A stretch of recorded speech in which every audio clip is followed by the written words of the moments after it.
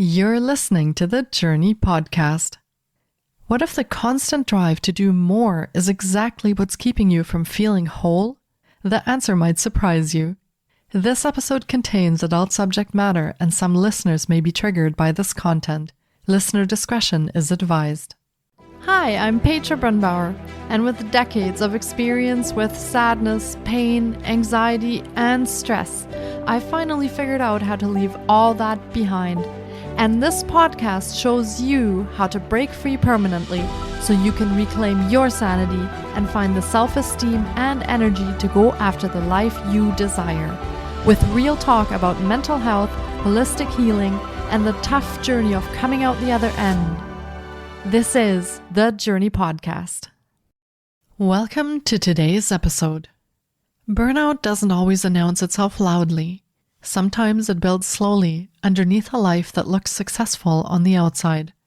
In this episode, we explore what it feels like to hit that quiet breaking point and what it takes to start building something more sustainable in its place. Our guest shares her journey of leaving behind a fast-paced corporate career to create space for healing, reconnection, and a different kind of success. Maddison Sutton is a certified integrative health coach and functional diagnostic nutrition practitioner who left a successful corporate career to help women heal from burnout and reconnect with their authentic selves. Through holistic wellness, nervous system regulation, and mindset shifts, Maddison empowers high-achieving women to step out of survival mode and into a life of flow, balance, and vitality. Here is my interview with Maddison Sutton.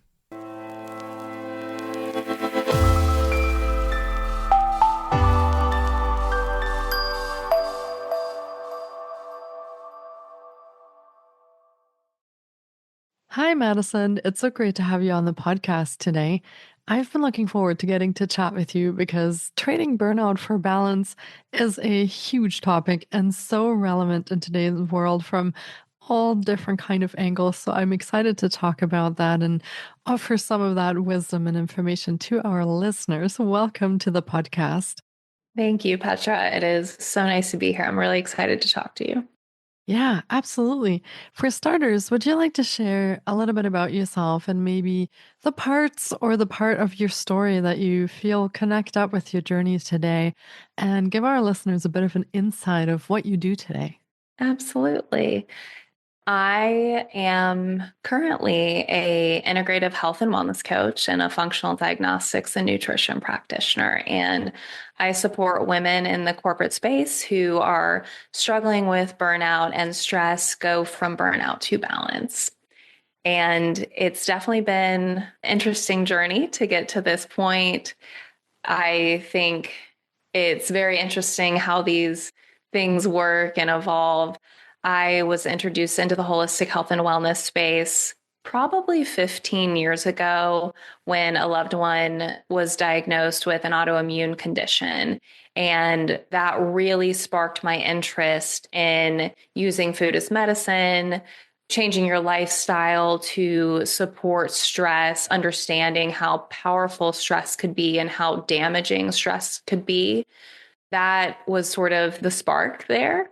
And during that time, kind of became my obsession, my hobby. It was my part-time thing. I just loved to learn about it.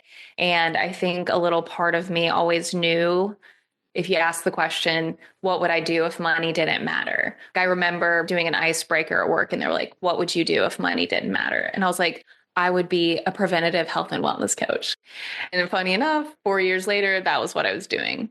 What really prompted me to finally make the jump, I was in the corporate space for a long time, absolutely loved my job, got so much benefit from that, learned so much, traveled a lot, but it was super stressful. It was customer facing. I was part of a small company that was acquired by a large company. I worked for Salesforce for many years, and that whole ride was just so much stress and so much on my nervous system. I really struggled with sleep. I struggled with managing my weight. And finally, really everything clicked for me when my father was diagnosed with cancer a few years ago. Just with the stress of work and everything, something clicked. And I was like, it's time. I know that this is my calling, just like watching a loved one go through that, especially a loved one that wasn't super health conscious. I just knew I don't want people to be in this position. So I started making moves towards becoming a health coach. In that process, as my father got sicker, as I was trying to juggle my coaching practice and my career, I actually ended up getting very sick myself. I really ended up burning myself out, really damaging my nervous system to a pretty extreme point. And I ended up leaving the corporate space just kind of, I felt like I kind of had to leave at that point. I wanted to leave, but I was at a pretty low point, I think, when I did leave.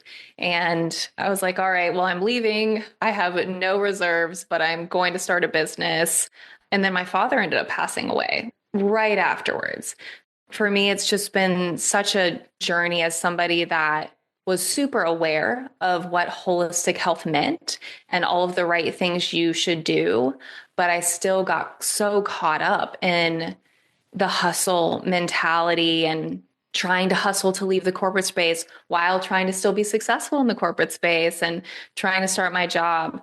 And I initially thought that I wanted to coach people in more like the gut health space, but it's very much shifted for me because of me experiencing that. And now I really work with women who are experiencing that burnout and that stress that I experienced. Yeah, thank you for sharing that journey with us. And I'm very, very sorry that you lost your father. Grief, of course, is something else that really plays on the nervous system and stays in our bodies and takes a lot of work to work with that and get our system going again after all that. I admire that you made that decision to leave the corporate space. It's not an easy thing to do. And especially today, I feel like this kind of beating on our nervous system is glorified in the fact that we need more success. We need to produce more hours, more sales volume. And to be successful, we need to make more money. It's almost this really good thing that you get praise for if you beat on yourself in this kind of way and you're not weak to take naps or rest or self-care. And these things, they bother me, especially, I think, as a woman, because I feel like we have a lot more on our plates than just work most of the time. We have responsibilities in the household with family. Oftentimes, we become caregivers for people in our families who are ill and then end up becoming ill ourselves in the process. So there's a lot around that that bothers me to the core.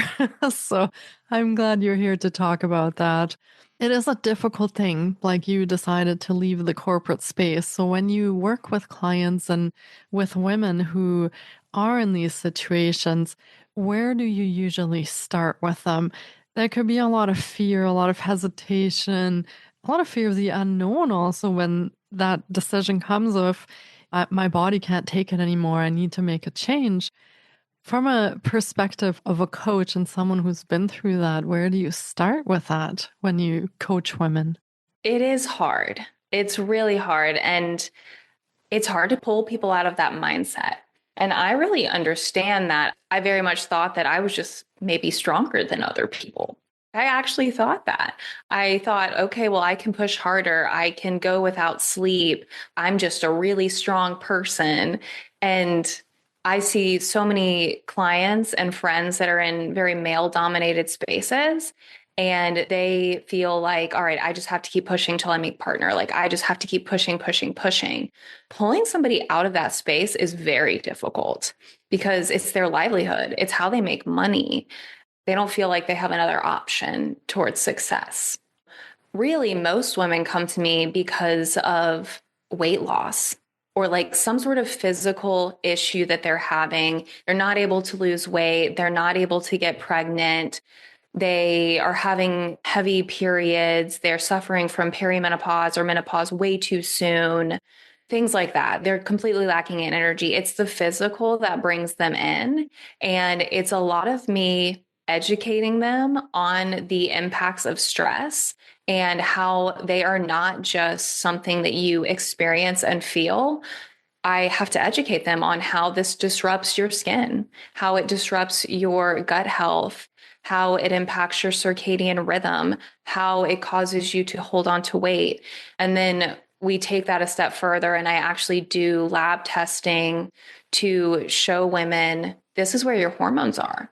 This is where cortisol, your stress hormone, is. It's at the absolute top of the spectrum that it needs to be at.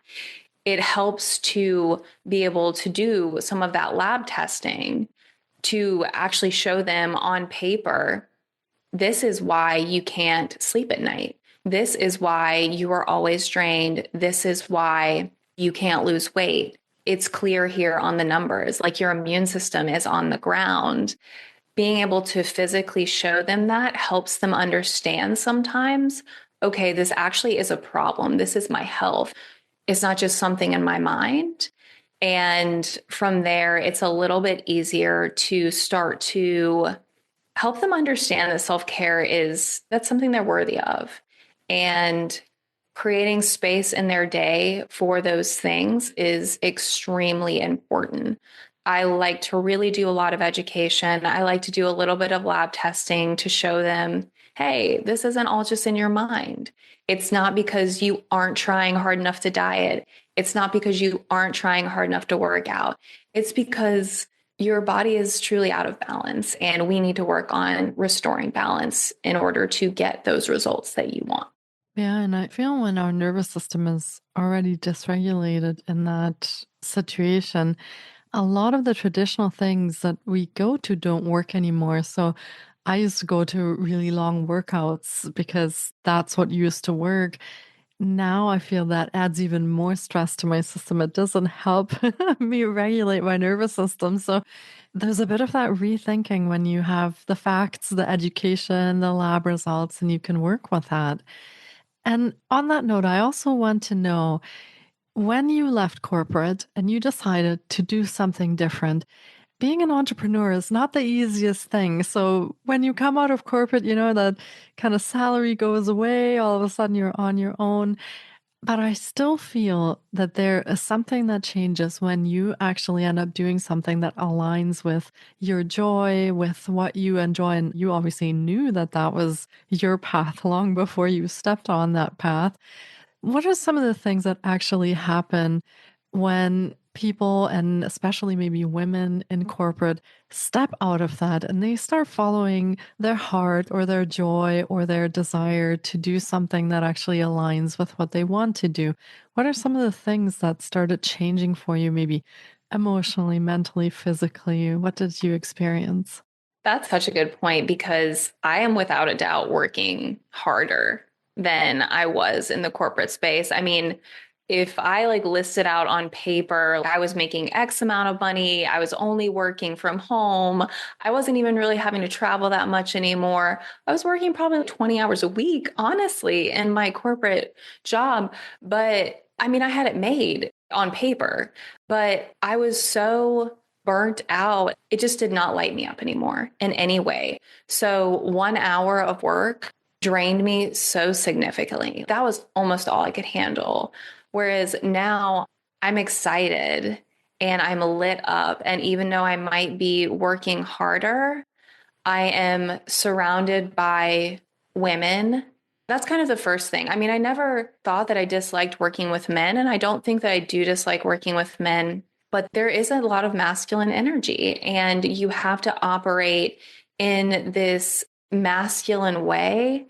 And that is really draining. I had a mentor kind of bring that to me. And I was like, I didn't even think about that. I have just been operating in this masculine energy for so long. As an entrepreneur, as somebody that owns their own business now, I am busy, but I'm also able to wake up in the morning and say, all right, what feels good for me today? I know that I have a few meetings that are scheduled. I have to do these meetings at these times, but do I feel like being creative? I know that there's a few networking events that I could go to, or maybe I could reach out to this person. Does that feel good for me today? And I think for me specifically, since I am still grieving, and since I did have such an injury really to my nervous system, it's still really important for me to not overexert myself.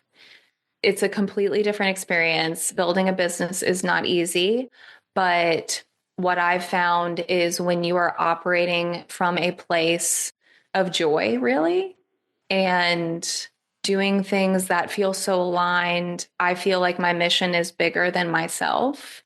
I feel like the why is bigger than the why not. And there's just this, I don't even know how to explain it. Like there's just this expansion that you feel, and it really, really lights you up. So part of my journey, even though I'm not necessarily trying to get people to quit their jobs, it is kind of something that I think as a society, we need to think a little bit more about. Why are we doing all of these things that don't light us up? And I know growing up, my parents didn't go to college, or at least one of them didn't. So it was so important, go to college, get a degree, go to business school. And all of us did that pretty much. And what, like 5% of us like it? So many people are just so miserable. And that is what makes people so tired and so stressed out. They are operating in a place every day that does not bring them joy. They're doing something that does not light them up. And that's why we're so tired. It isn't actually the amount of work we're doing or lack of time. It is the activities that sort of suck our joy instead of giving us joy and fulfillment. Yeah. And it feels like the smaller things become so difficult and take so much effort because our baseline is just so much lower for energy than it used to be. And yeah, entrepreneurship is difficult, but I agree that when we have that purpose and we actually do something we enjoy, the days don't feel so long. They actually feel like we are creating and adding something to the world that's worthwhile. And it's a completely different feeling. I also think there's a lot more women led or heart led businesses popping up that really respect that need for caring for ourselves, for taking care of the nervous system and all the pieces that go in it. So I'm very happy to hear that there are more and more of these things coming up. And of course, you are part of that movement, a part of leading that. And yeah, that's really, really great to hear. Now, for women who are in corporate and who may not be in the position to leave or to quit their jobs, or maybe part of their identity is getting a certain position in a company or making a certain amount of money, where can we go from lab tests and understanding that maybe we are in burnout now and our nervous system is not doing so well, our immune system is not doing so well? But where do we go from here, from having that awareness to maybe not being able to fully say, well, I'm just going to throw it all down. I'm going to go do what I want. And who cares? I have kids, husband, whatever. I'm just going to follow my heart. If we can't do that in the moment or for this time being, where can we go from there? You're right. I think that's the hard part and why I struggle to advise people to just leave their job, because that is just not doable for everybody.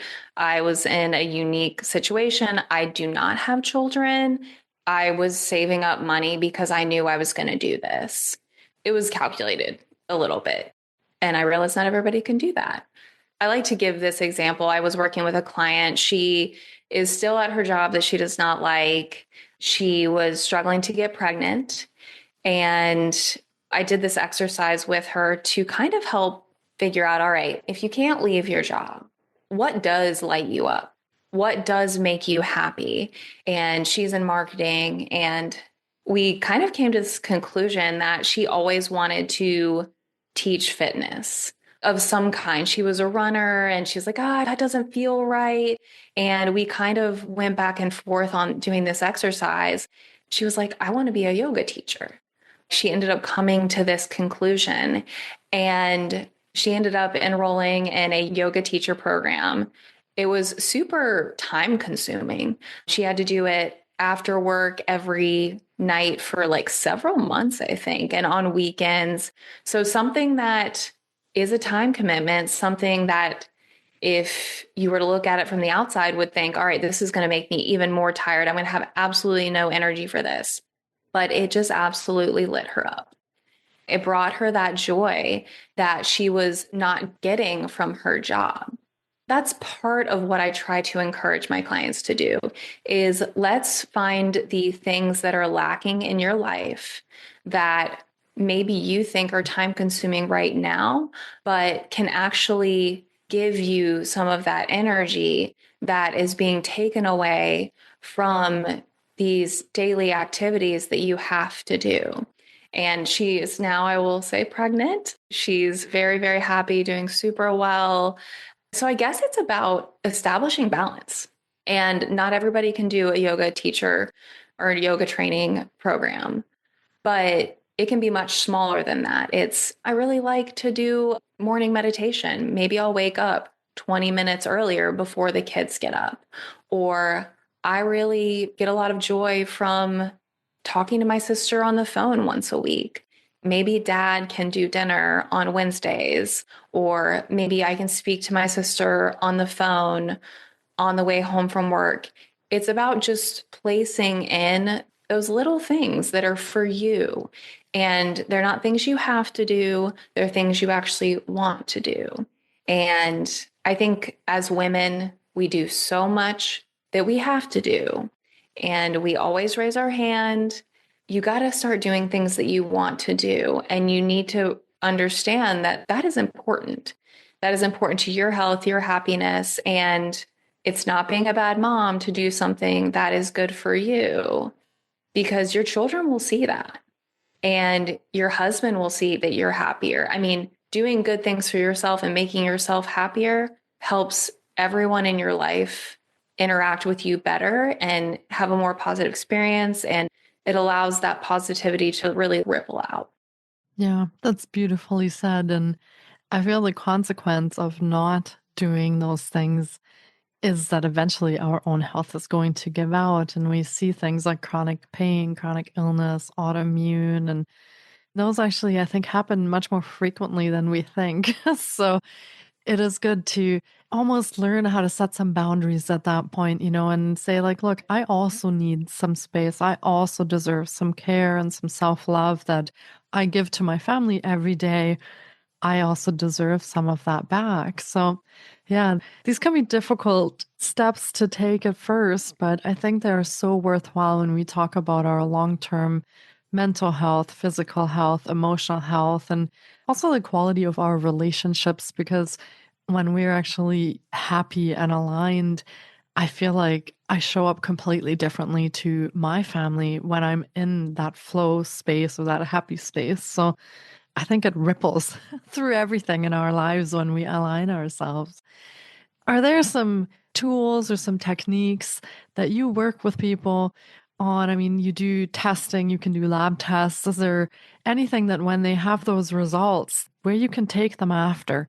Some things that you can give them, maybe some approaches. I'm sure there's some diet advice in there, some maybe exercising pieces, but what comes next after they kind of find maybe a little bit of stuff that lights them up and they start moving in that direction? What else can they do to support themselves?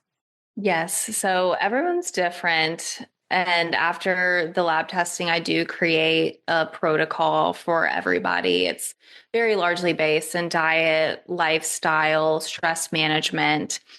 I really like the idea of trying to get my clients into what I call a flow state.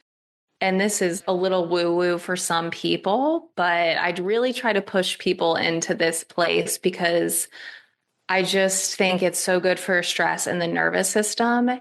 And it's this constant practice of asking yourself, what do I need today? And this is hard for women when they start out, but it's an exercise that I suggest women take in the morning when they wake up. Again, for me personally, in the past, I have really struggled with insomnia. In the past, I've struggled with nervous system issues, and I am still in a place of grieving my father. This is something that I do every day. And when I wake up in the morning, it's kind of an assessment. What do I need today? How did I sleep last night? Do I feel rested? Do I have anything stressful going on today? Am I busy today? Where am I at in my cycle? I kind of ask these questions to myself and I build my day around that. I know that so many people like to plan ahead, and I'm not against planning certain things ahead. But as somebody that used to schedule the 5 a.m. HIIT workouts and schedule those, I do not schedule a workout in advance because I never know what I'm going to need when I wake up in the morning. And there are definitely days, honestly, today was one of them. I'm not going to do a HIIT workout today. I had too much else going on. My partner's out of town, so I didn't sleep quite as good. Just little things. And I adjust my day based off of how I am feeling that day. And trying to really listen to your body and listen to what you need in that day, I think is super important for women. I'm not as aggressive about cycle syncing as some health coaches are, but women do move in more of a 28-day cycle, in my belief, than men do on that 24-hour cycle. We really do need different things day to day across different phases.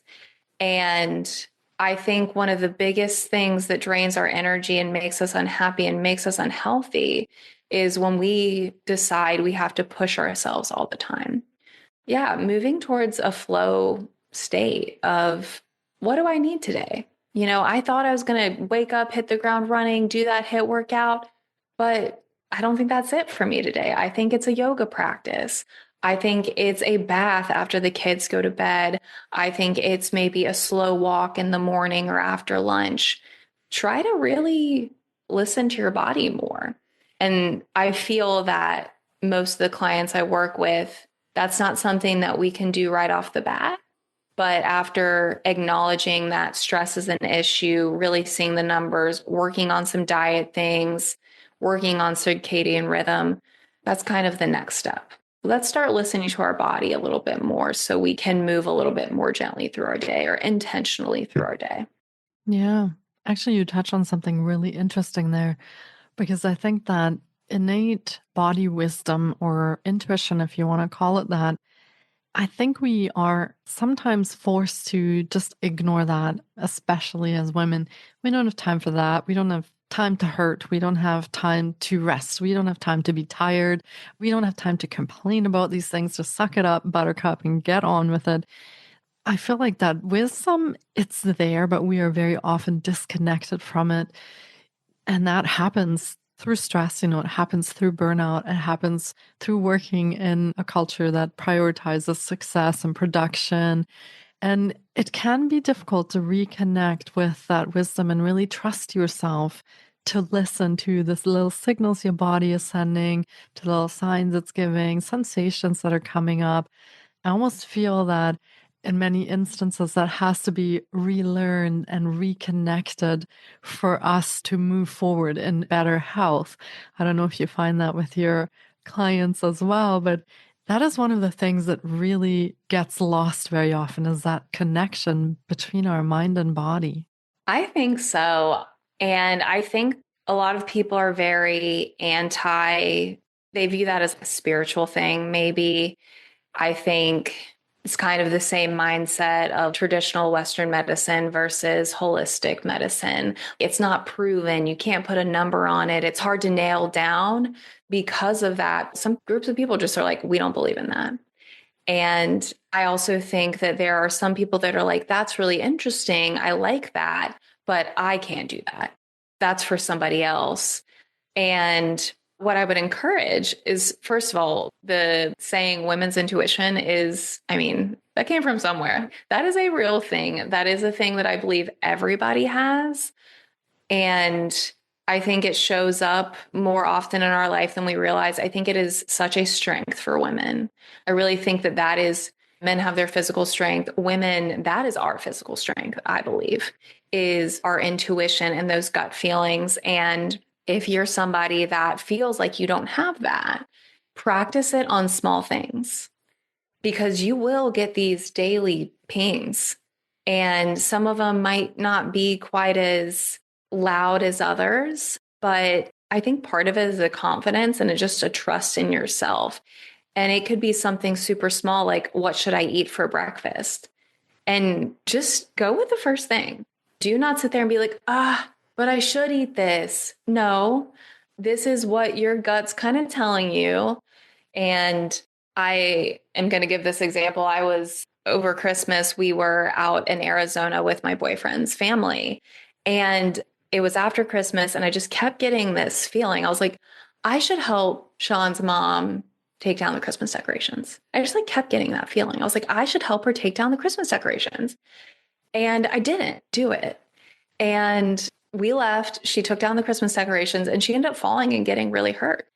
And it was a reminder, like she's completely fine now, but it was a reminder, like, Maddison, you were sitting there saying, like, I'm getting this pain. I'm getting this pain. Like, why? It can be weird things like that that don't even make sense. But I very much believe that those things, there's a reason behind them. And once you start to follow them and really lean into them, it will become more second nature. Yeah, I feel like your body holds a lot of that wisdom, and tuning into that is, for me, not necessarily a woo-woo thing because there's a lot of science supporting different things like the electromagnetic fields and all sorts of different things that go on in our body and mind. So I do feel like we're coming more into a time where those things become more accepted and they can become more part of the healing journey, which I feel is a good thing. So, yeah, listening to that and tuning into these little nudges every day, I think it does also tell you, are you hungry? Are you thirsty? Are you craving a particular food? Maybe your body is looking for a certain kind of calcium or magnesium, or it's craving something. So there's, I think, that innate wisdom that we have that our body is sort of made to heal itself, and it does express that when we listen to it. So yeah, it's wonderful to hear that those things are coming more to the surface and we're encouraging others to listen to that as well. What kind of women do you work with? Do you work mostly with corporate clients, or do you work also with men, or what does your audience look like? So if our listeners are kind of curious at this point and they're thinking that maybe they could use a little bit of support in their lives, or they are working in a stressful corporate job and are kind of thinking in the back of their minds something needs to change, what kind of clients do you work with? Yeah. I only work with women. I am really big in preventative health and wellness. So I tend to work with women that are pre-menopause. Not to say that you can't do preventative wellness after menopause, but I have a real calling to help women potentially prior to children. I really, really believe in developing those healthy habits and really understanding holistic health and preventative health and wellness and being as educated as possible prior to conception. I work with younger women in the corporate space who are like, I am 25. Why do I feel this way? Or I am 30 or 35.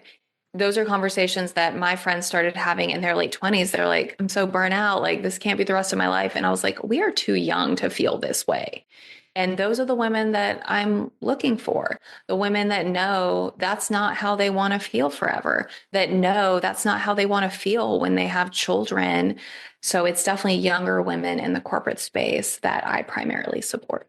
And is this one-on-one work in person, or does this take place online, or how could our listeners connect with you, and what kind of programs or services do you offer for them? I offer two options when working with clients.